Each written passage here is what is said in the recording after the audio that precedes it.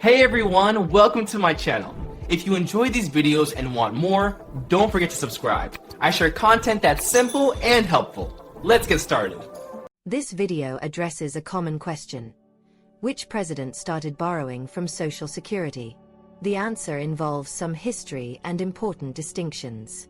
The Social Security Act of 1935 established the Social Security Trust Funds. It also mandated that any surplus funds in these accounts be invested in special U.S. government bonds.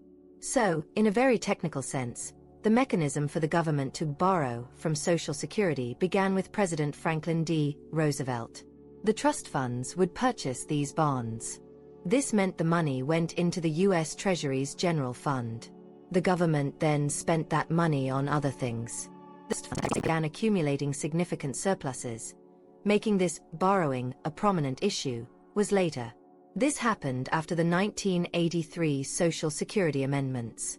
These amendments were signed into law by President Ronald Reagan. The primary goal of these reforms was to build up a large surplus. This surplus was intended to prepare for the retirement of the baby boomer generation. From the mid-1980s through the early 2000s, Social Security collected more in taxes than it paid out in benefits. These surpluses were then invested in those special Treasury bonds.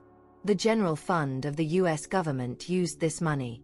It was spent on other federal programs and general government operations.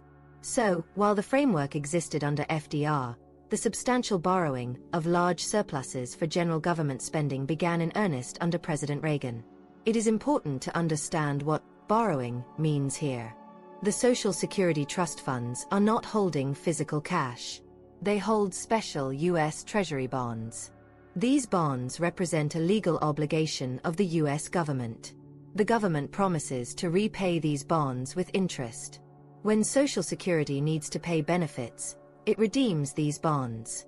The money then comes from the general fund.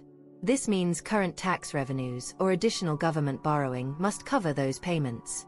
There is often public confusion about these funds. People sometimes believe the money is kept in a separate vault. Instead, the surpluses have been used by the government for decades. The trust funds hold promises of future repayment. Thank you for watching.